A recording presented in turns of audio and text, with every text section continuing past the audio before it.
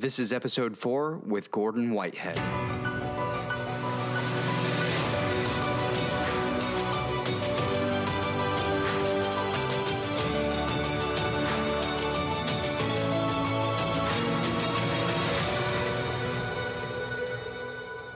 With me on today's show, I have Dr. Gordon Whitehead, truly an incredible individual and Marine. I had the opportunity of learning a lot from him, just as many of you will today. Let me introduce Dr. Gordon Whitehead. Gordon was raised in a small farming community loaded with opportunity. He graduated from Dayton High School, Dayton, Oregon in 1980, having served in student government and receiving multiple varsity letters in 4 different sports, including football, basketball, baseball, and golf. He had many journeys to state tournaments. He joined the Marines in 1982. During his 13-year Marine Corps experience, he moved through the ranks from private to captain. His military service took him to far-reaching places around the world, including Japan, Saudi Arabia, and Korea, to name a few. He later received a prestigious and highly competitive scholarship to the Marine Enlisted Commissioning Education Program. Gordon received his Bachelor of Arts from Oregon State University in business with concentrations in both business administration and finance, and a minor in Japanese. He went on to earn his Doctor of Management from George Fox University, where he focused on leadership development and organizational behavior.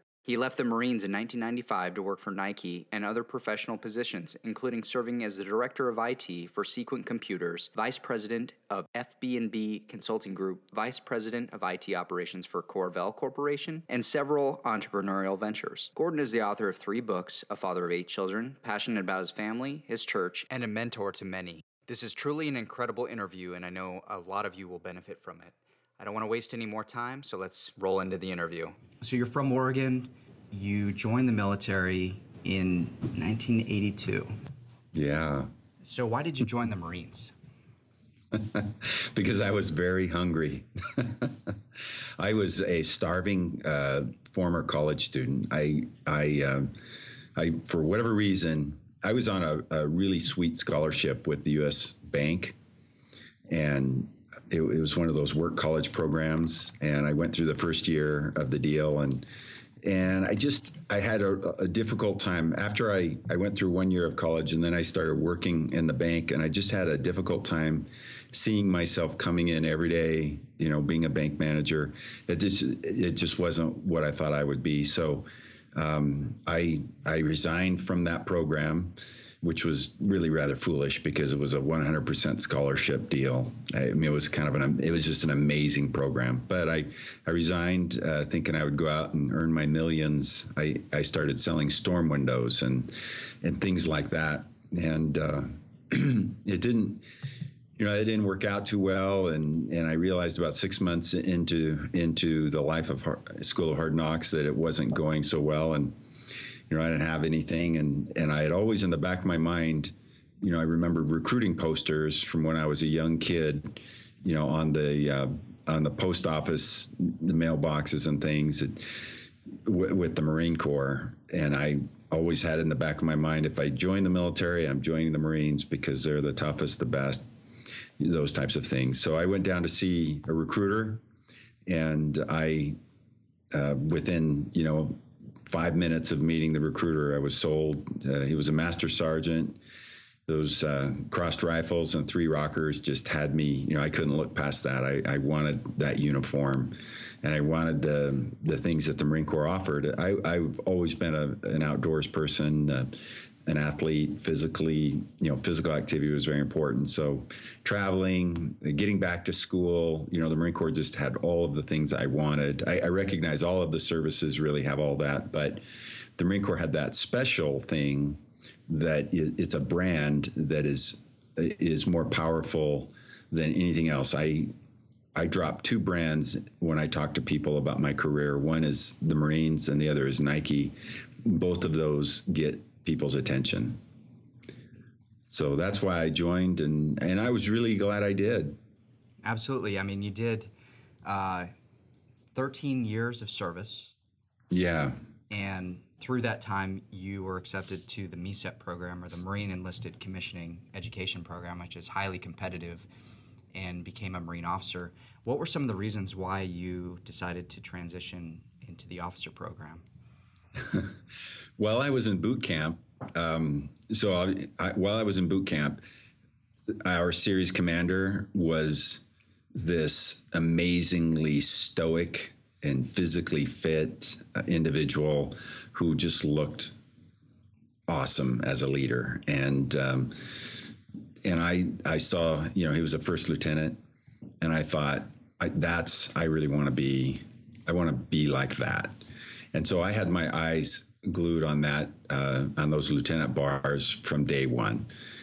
And people laughed at me when I exposed my dream. I remember reporting to my first duty station, and the you know, my NCOIC was, he pulled it out of me that I was going to try to be an officer, and I wanted to apply for MECEP, and you know, he just laughed at me. The funny thing is, he actually reported into me about 8 years later.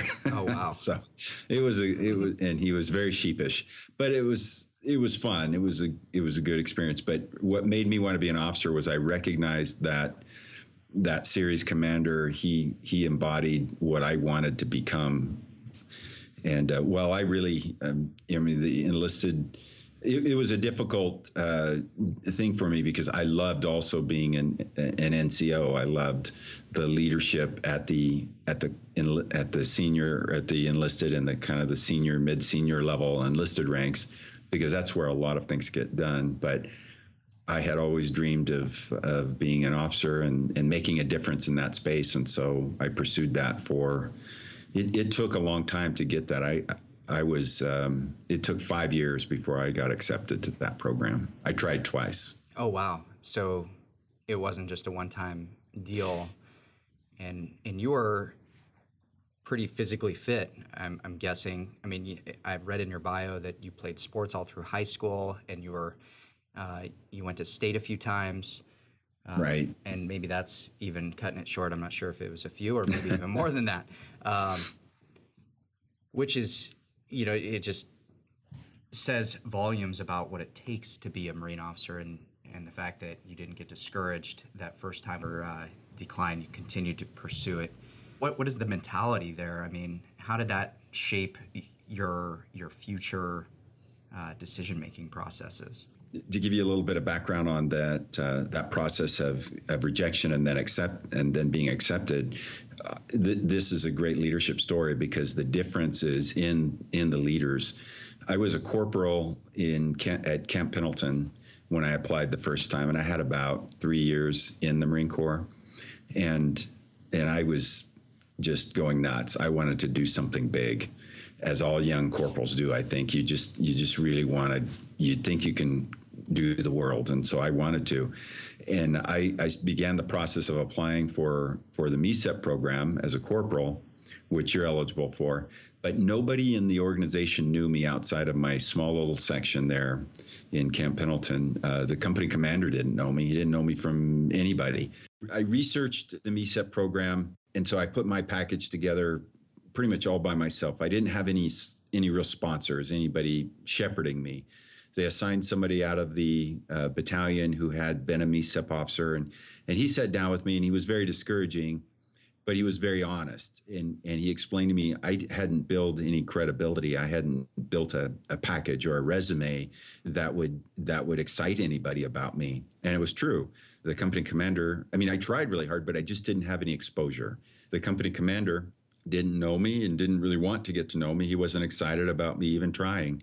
He wrote a very lame endorsement that got up to the battalion, and the battalion, you know, at that point they didn't want to recommend me. So I was pretty upset, and at that stage of my life, I was going to just get out of the Marines. But the Marine Corps then, in their infinite wisdom, assigned me to go to Okinawa. So I did, because I had to. I was on orders. While I was in Okinawa, this master sergeant that I worked for was a totally different personality. And while I didn't get along with him, he took a super big interest in my life.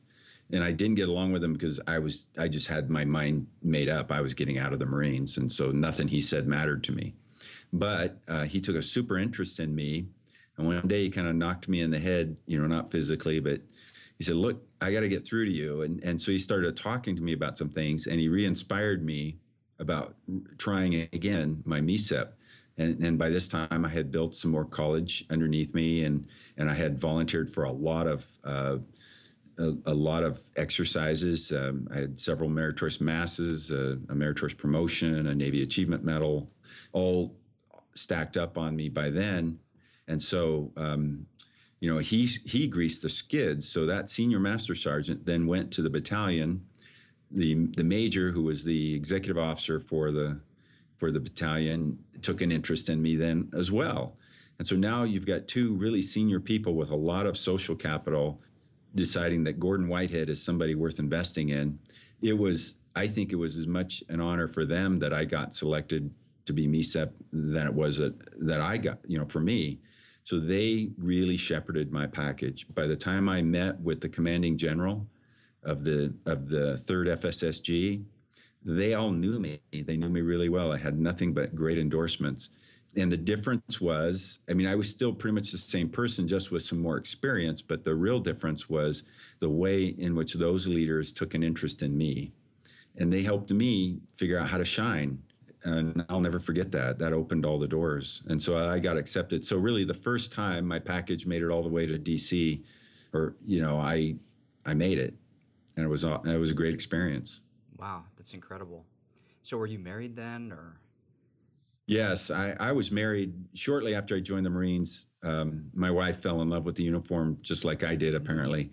And so she married me, and we started having a family right away. So when I was in Okinawa, I had 2 children, and my wife and I saved my money and paid for them to come over. So we were all living in Okinawa. I received the announcement or the order, basically, that I had been assigned to MECEP when I was in Korea on one of those, I can't even remember what they're called anymore, but one of those big, multi-unit exercises. So nice. I remember that. It was awesome. Very cool. So you eventually went on to be the executive officer of Recruiting Station Portland, which is a lot of responsibility. But if you could tell the audience, what were some of the things that kind of helped you transition and position yourself to transition out of the military? That's a good question. I always had in my mind a transition out. I never envisioned myself as a career military, either as an enlisted person or as an officer. I always saw what I was doing as a temporary thing, a part of a bigger package, a part of a bigger whole of my career. So I have been working on that for years, really. I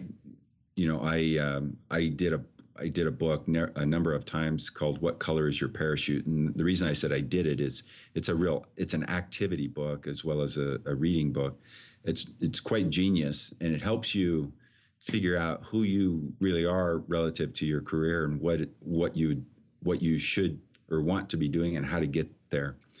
So I did that book several times while I was in the Marines. And it helped prepare me. When I was the operations officer, prior to being the executive officer, I learned a lot about selling and what it meant to manage a sales organization. Because, as you know, probably the most intense sales organization in the world is Marine recruiting. And I learned a lot about how you help people go from failure to success, and how you help leverage success in one small group across a larger organization. While I was the OPSO, we ended up taking RS Portland from, 9 of 9 in the standings. We ended up being Station of the Year. And that wasn't just me. We reinvented the team, and we had to redo the way we did leadership and some of the things that we were after, and we were able to grow that organization. So as the executive officer, I was able to leverage that experience and had a lot of credibility with the Marines, and that made managing all those programs much easier. And so my transition, which I know is one of the things you're really interested in, I began my transition long before I started my actual transition, with a lot of mental preparation and research. But what happened was really a networking event at my church, where my neighbor, he started taking an interest in me, and he wanted to know a little bit about me and what I did in the Marine Corps. And so my MOSs were NBC, Nuclear Biological Chemical Defense Specialist, as an enlisted person, and then as an officer, a 4002 Data Systems Officer.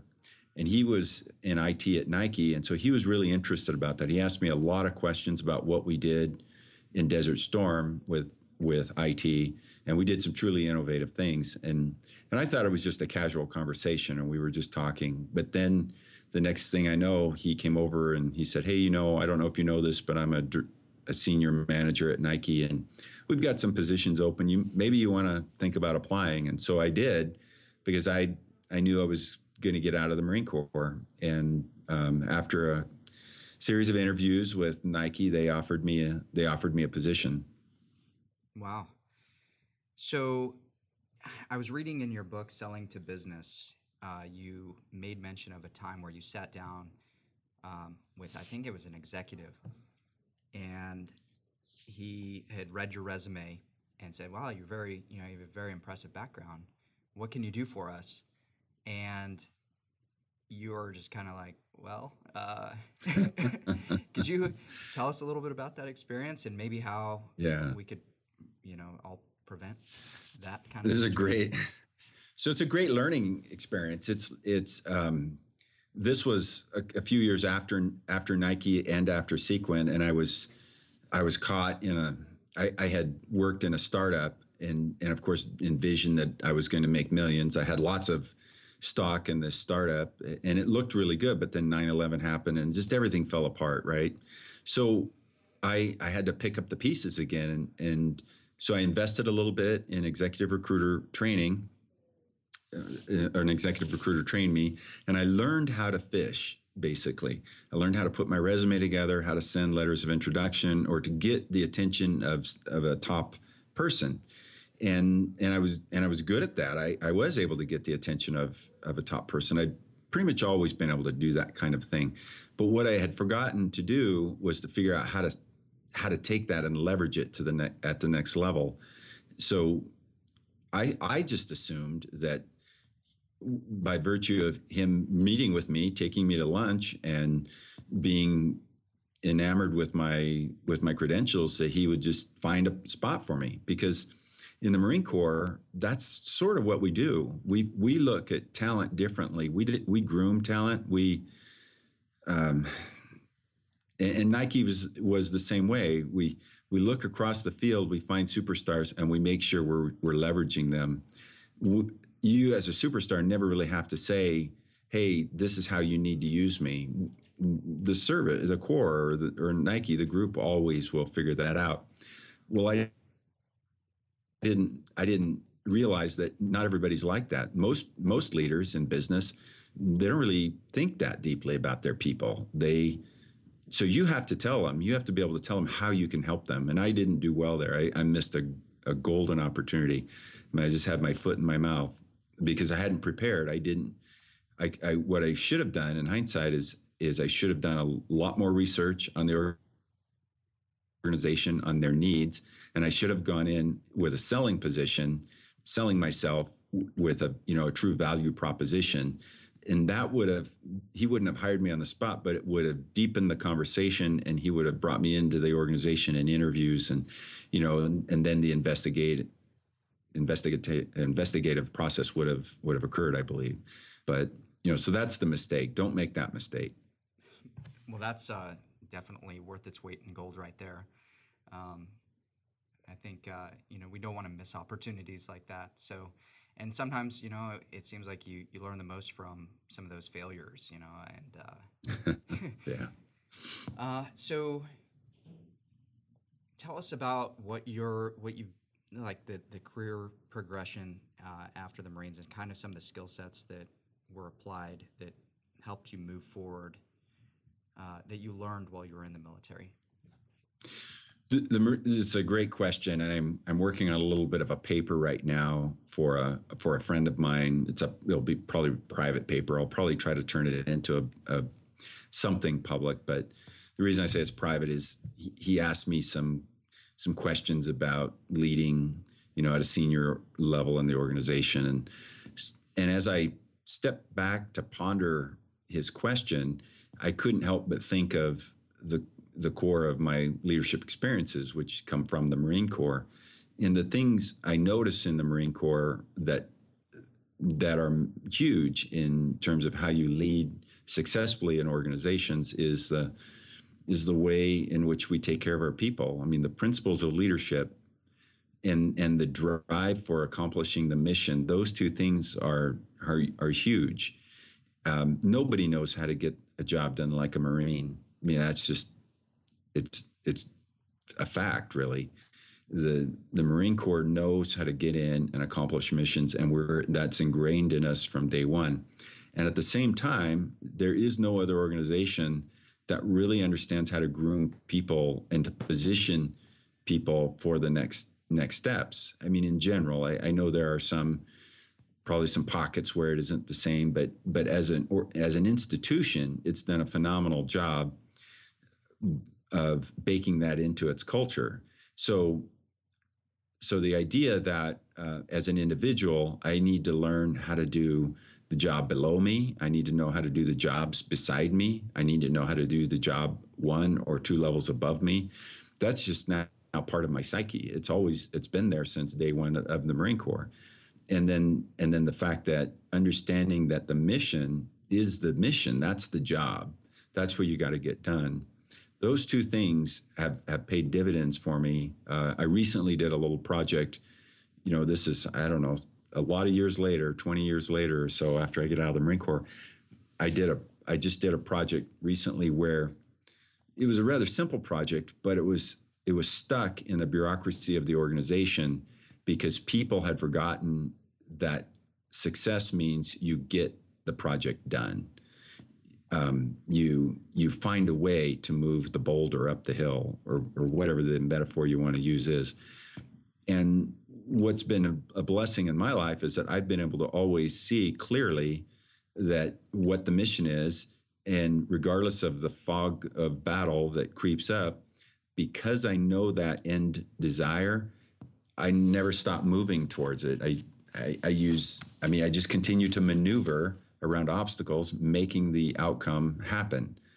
That I think has been the greatest strength that I've taken from the Marine Corps, and it's paid off because the reputation I have in the organizations where I've worked is that I can be given really tough assignments that are incredibly vague, that have tons of political difficulty associated with them, and I'll get them to a position where they can be operationalized. So I think that's really my core strength. And a lot of that's natural from my, a natural gift, but a lot of that is honed by my experiences in the Marine Corps.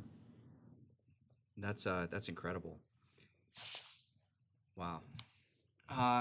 As far as like your entrepreneurial ventures, tell us a little bit about that. Entrepreneurial stuff is a hoot, but it's high risk. I think so. I've always been willing to take tons of risk. As an athlete, I was always willing to jump the ball and take the risk. The risk was huge. The reward was huge. You steal the ball, you intercept the pass, you run for the touchdown.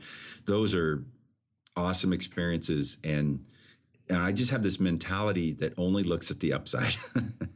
You'll notice in my resume, I coached high school football for a few years, and I was the offensive coordinator for this state championship caliber team that was continually deep in the playoffs.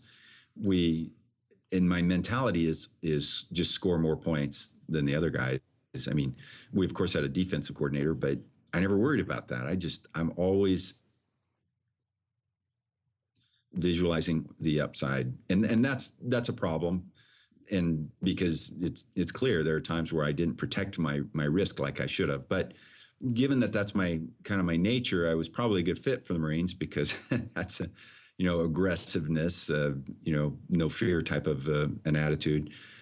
And that bled through as an entrepreneur. I only saw ultimate success. The first entrepreneurial venture I did was with a software company. They actually called me up and said, "We've developed this solution that will make CIOs' lives better. A CIO will now be able to manage their IT organization like a business." And it was modeled after a financial portfolio management model. And I thought it was, I looked at it, it immediately resonated with me. And I said, yeah, I can help market this. So they wanted me to call on CIOs using my network and expanding my network and getting people to buy into this software. Well, the software hadn't even been done yet. I was selling PowerPoint slides initially, and I was able to get some of the great organizations on the West Coast signed up, and so everything was looking really good. But I learned an important lesson there. There were two big lessons in that first venture. One is you do need to protect your risk, because there will be things that happen outside of your control, such as 9/11, that could totally destroy your business. Our product was never going to be the number one product that a CIO would look for. It didn't solve his number one problem, but it did solve his number 7 problem or number 6 problem. And so when there was plenty of money and times were good, you can get in and talk to them about that kind of a thing. But suddenly after 9/11, everybody clamped down. There was a lot of fear. And if you weren't dealing with the CIO's number 1, 2, or 3 problem, you really weren't going to have the opportunity to talk to them.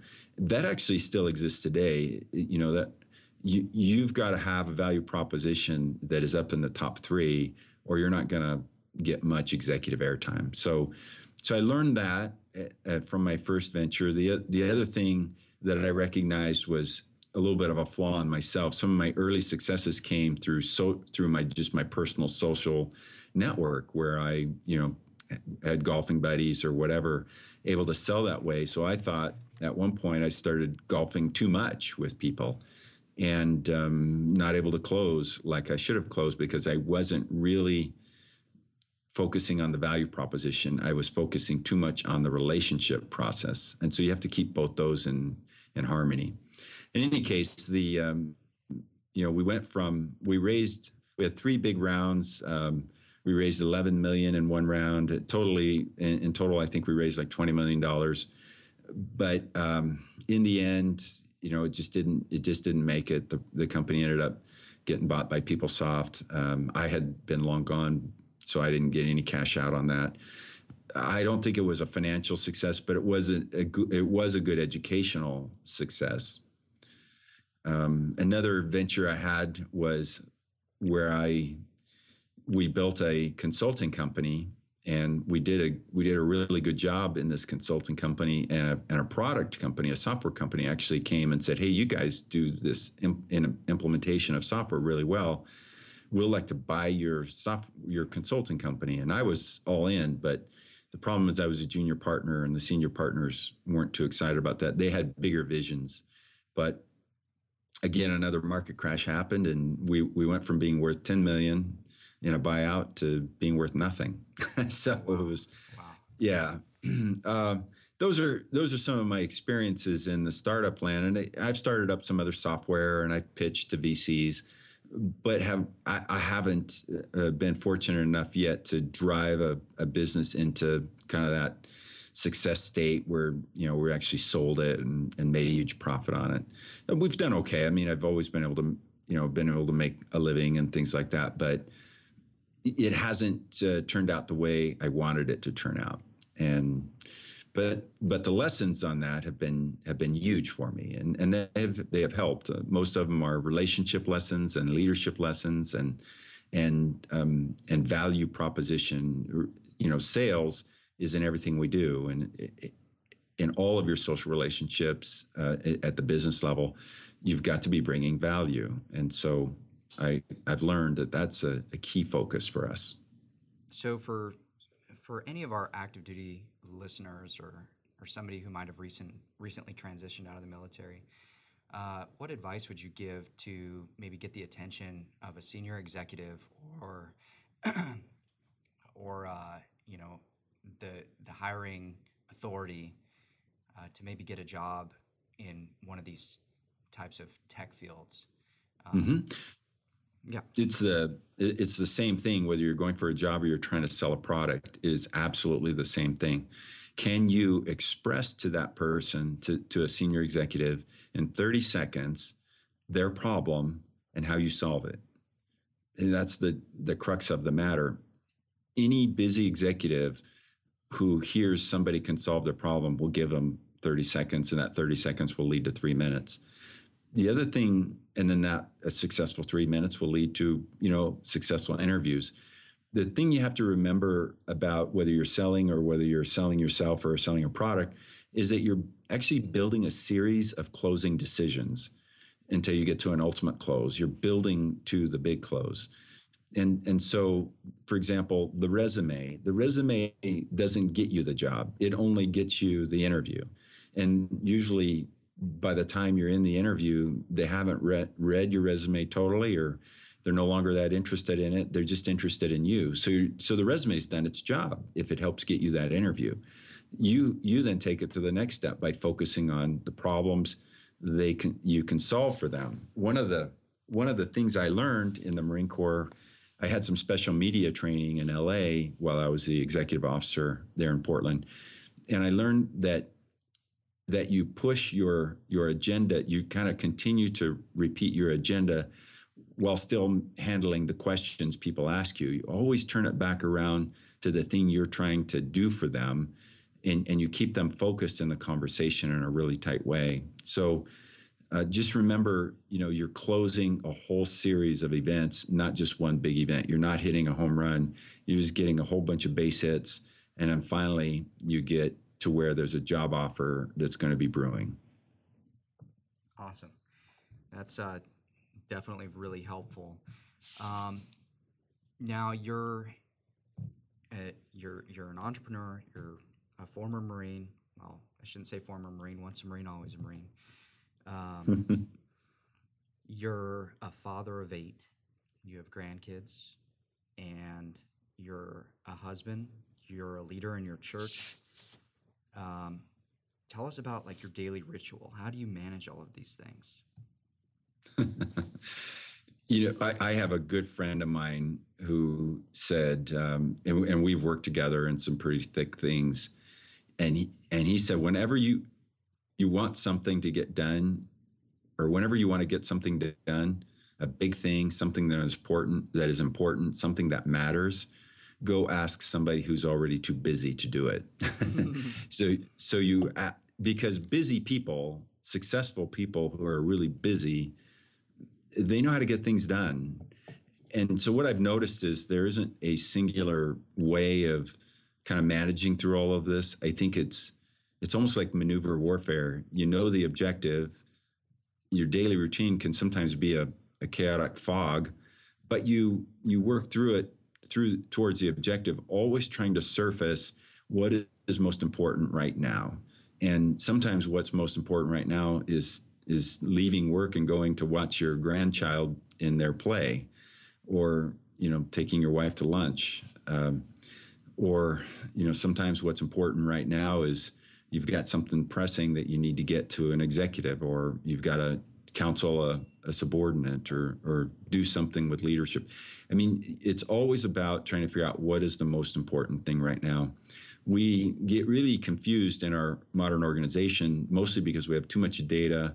We have access to too many systems, and reading email constantly, and we really dilute the power of our time.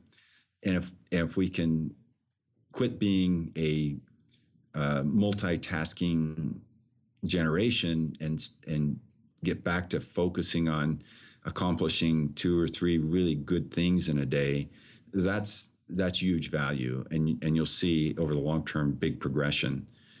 But for me, I try to get up relatively early. I have a morning devotional routine that helps set my priorities. I've always had my priorities first, that God is first.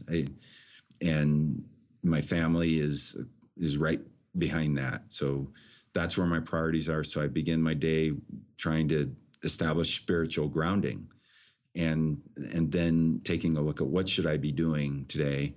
And then as I work through the day, I just continually try to say, what's the most important thing right now, and try to focus on that.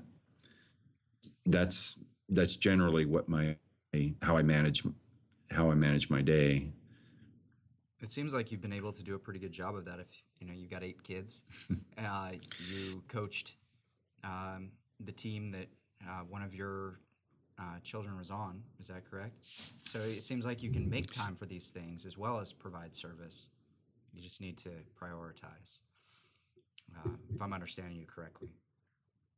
Yeah, prioritization is everything. And then there is another secret. A friend of mine at Nike, he was actually 2 levels up. Well, he's the guy that asked me to interview. And he taught me something that was really important. He told me about the 9th hour. The 9th hour is that, that from 5 to 6 p.m. time, where most people are just going home at 5 o'clock, or most people are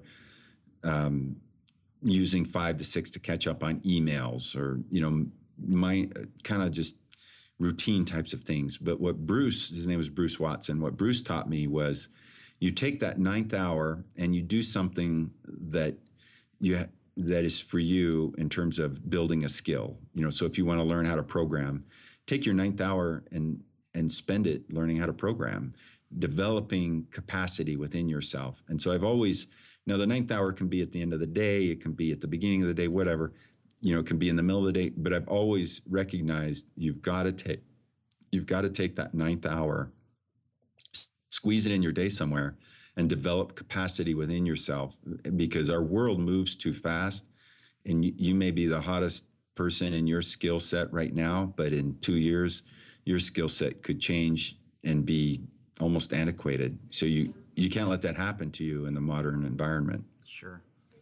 And that leads me up to my concluding questions here, which is, what resource do you go to develop yourself? What are your favorite, maybe a blog or a book or sources of inspiration?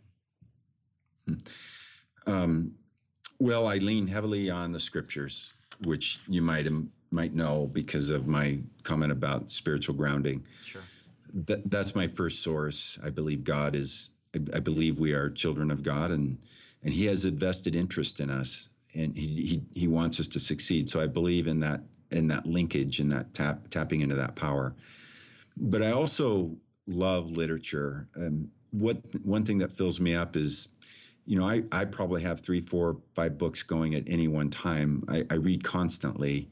I wasn't always like that, but I am now, and that is the source of my inspiration. When I read,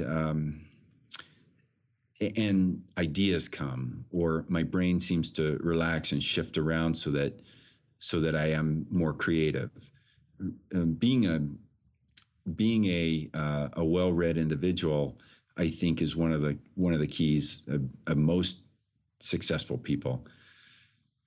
I read things like, what comes to mind? I read not too long ago Black Beauty. I read Anne of Green Gables. Those might sound silly to some kind of macho type of people, but for me, they were incredibly insightful. You learn about how people think and operate when you read those types of pieces of literature.